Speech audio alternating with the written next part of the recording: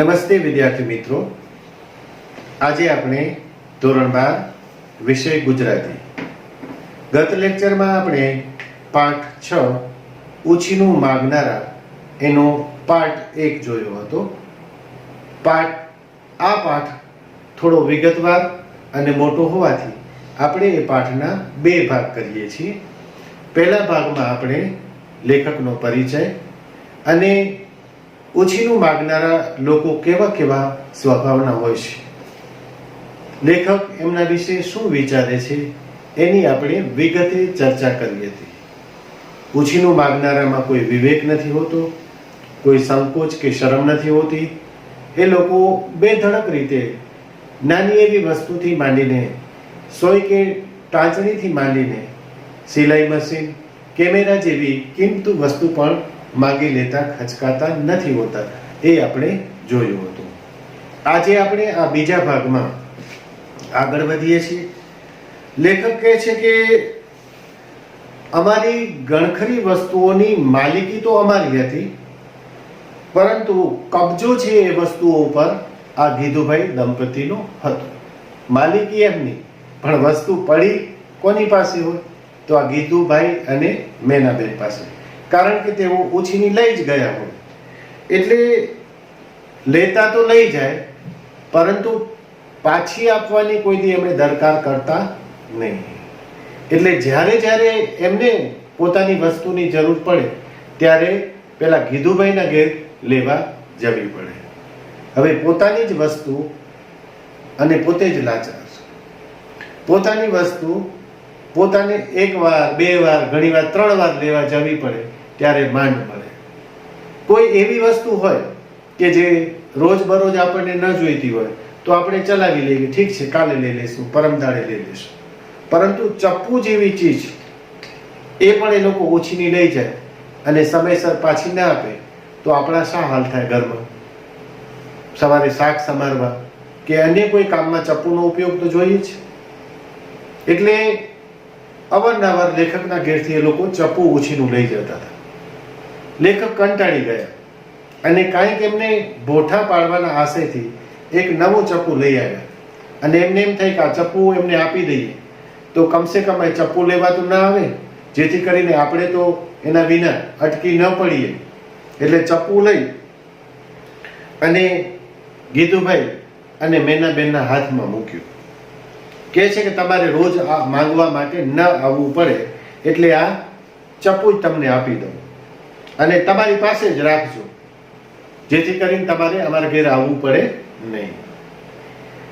લેખકને એમ હતું કે એ લોકો થોડાક ભોંઠા પડશે, હાલતા ચાલતા બીજી વસ્તુઓ ઓછીની માંગવા કદાચ નહીં આવે, બંધ કરી દે અથવા ઓછી કરી દે. પણ લેખકની માન્યતા ખોટી ઠરી. આવું કશું જ બન્યું નહીં. લેશ માત્ર શરમાયા વિના, કશી જ આનાકાની કર્યા વિના ચપ્પુ તેમણે પ્રેમથી સ્વીકારી લીધું.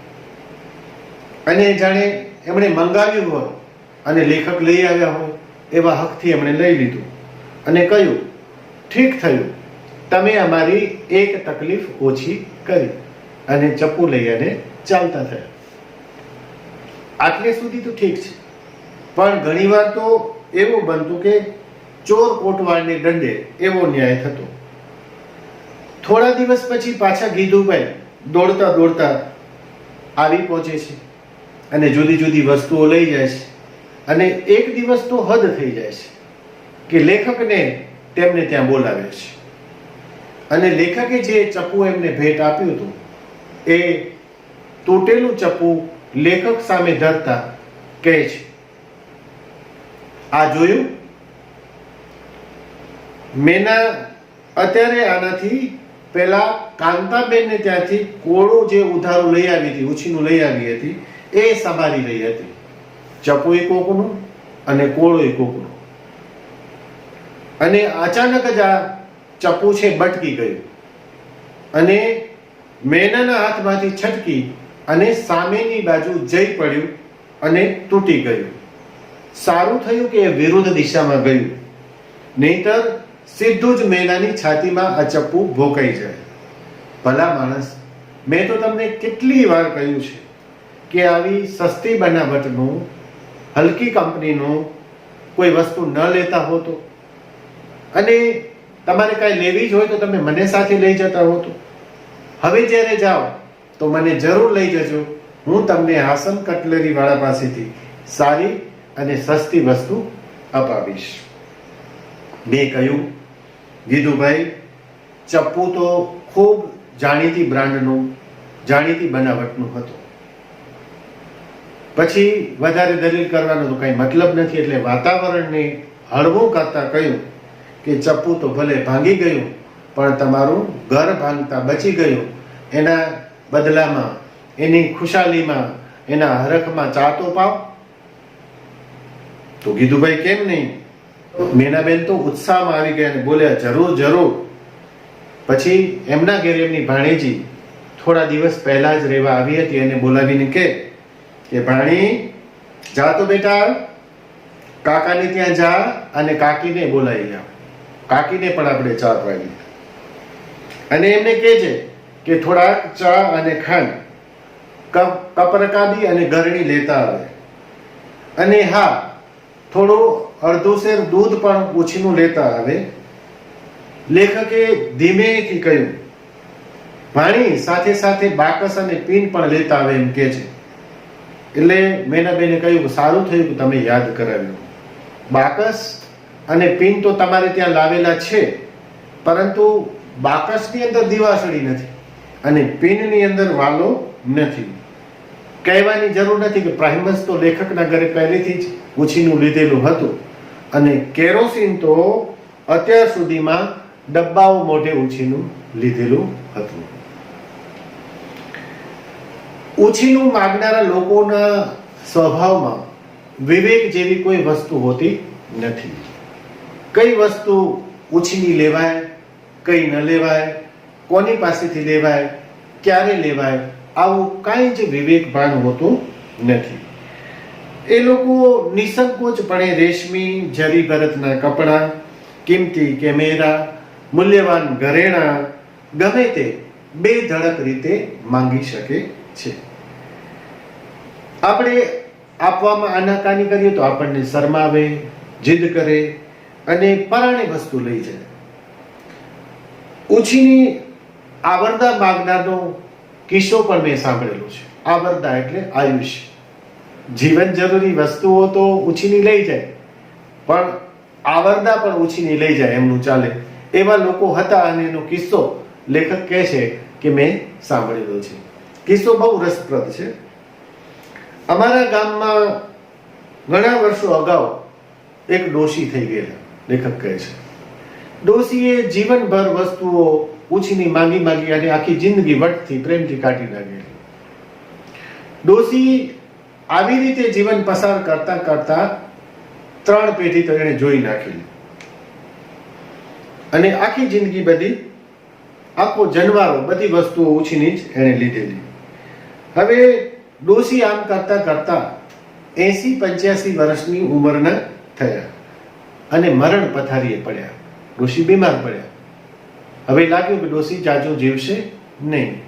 એટલે એમના દીકરાઓ, 4 દીકરાઓ હતા, એ ગામમાં એક આધેડ વયના વૈદ્ય રહેતા હતા. એને બોલાવી લાવે છે. વૈદ્ય માજીની તપાસ કરે છે અને વૈદ્યને લાગે છે કે હવે માજી થોડા દિવસના મહેમાન છે. એટલે કહે છે કે માજી, જો તમારી કાંઈ અંતિમ ઈચ્છા જેવું હોય તો એ વાત કરો તો આપણે પૂરી કરાવીએ, બાકી ભગવાનનું નામ લ્યો.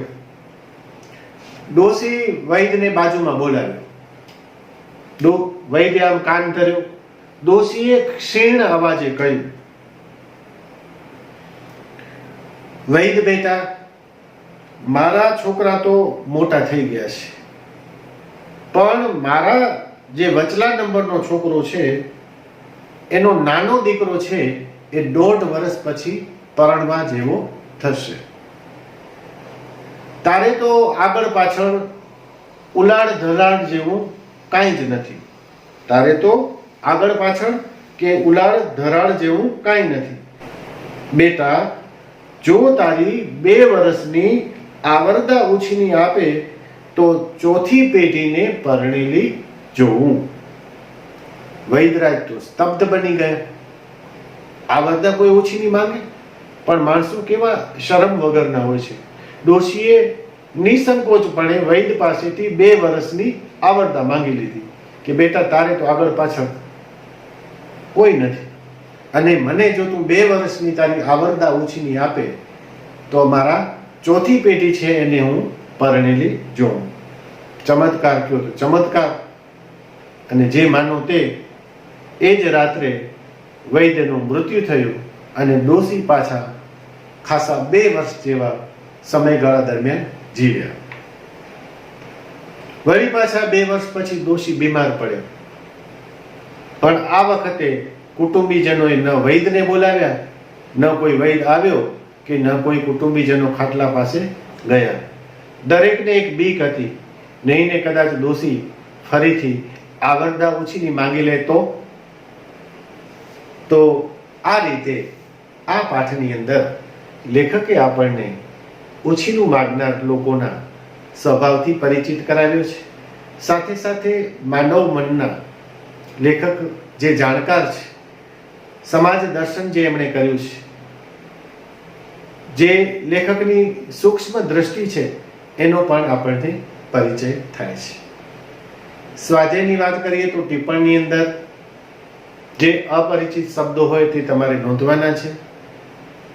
પ્રશ્નોની વાત કરીએ તો પ્રશ્નમાં 1 વાક્ય, હેતુલક્ષી 2-3 વાક્યો અને મુદ્દાસર પ્રશ્નો છે એ આ પ્રમાણે આપણે સ્વાધ્યાયમાં નોંધીશું. આ પાઠની અંદર બોર્ડમાં કેવા કેવા પ્રશ્નો પૂછાય છે એની જો આપણે ચર્ચા કરીએ તો સૌ પહેલા રૂઢિપ્રયોગની વાત કરીએ તો એક રૂઢિપ્રયોગ આવ્યો હતો કે ઉલાળ ધરાળ ન હોવું. ઉલાળ ધરાળ ન હોવું, આગળ પાછળની ચિંતા ન હોવી. ભદ્રાબેન પરણ્યા નહોતા એટલે તેમને ઉલાળ ધરાળ જેવું કાંઈ નહોતું. બીજું એવું છે ઠઠ્યા રહેવું. બીજો શબ્દ છે ઠઠ્યા રહેવું, એનો અર્થ છે લાચારી ભોગવવી કે સમસમી જવું. તો આ 2 છે એ રૂઢિ પ્રયોગ પૂછાય છે. હવે જો આપણે હેતુલક્ષી પ્રશ્નોની વાત કરીએ તો ઘણી વખત એવા પ્રશ્નો પૂછતા હોય છે કે તમારા પાઠ્યપુસ્તકમાં કયો હાસ્ય નિબંધ છે. તમારા પાઠ્યપુસ્તકમાં કયો હાસ્ય નિબંધ છે? તો ઉછીનું માગનારા એ હાસ્ય નિબંધ છે. લેખકનું નામ જણાવો તો નટવરલાલ પ્રભુલાલ બુચ. ઉછીનું માગનારાઓ પાઠનો સાહિત્ય પ્રકાર જણાવો તો હાસ્ય નિબંધ. ઘણીવાર લેખકના જીવન વિશેની માહિતી પણ પૂછી લેતા હોય છે કે ઉછીનું માગનારાઓ પાઠના લેખકને કયો એવોર્ડ પ્રાપ્ત થયો છે, તો દર્શક એવોર્ડ. અને ઘણીવાર એવું પણ પૂછે કે આ પાઠ શેમાંથી લેવામાં આવ્યો છે, તો રામ રોટી અને બીજી વાતો, રામ રોટી બીજીમાંથી આ પાઠ લેવામાં આવ્યો છે. રામ રોટી બીજીમાંથી આ પાઠ લેવામાં આવ્યો છે.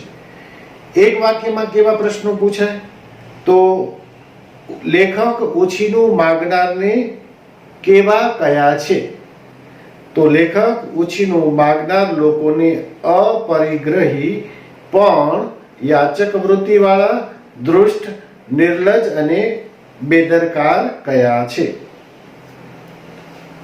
ઉછીનું માગનારની દ્રષ્ટિ કેવી હોય છે, તો ઉછીનું માગનારની દ્રષ્ટિ ગીધ જેવી હોય છે. પછી 2-3 વાક્યમાં પ્રશ્ન કેવા પૂછાતા હોય છે, તો ઉછીનું માગનારમાં વિવેક હોતો નથી એમ લેખકને કેમ લાગે છે. ઉછીનું માગનારમાં વિવેક હોતો નથી એમ લેખકને કેમ લાગે છે. અને બીજો પ્રશ્ન આપણે જોઈએ તો ઉછીનું માગનારની નજર કેવી છે અને શા માટે, આ માર્ચ 2019માં પૂછાયેલો છે.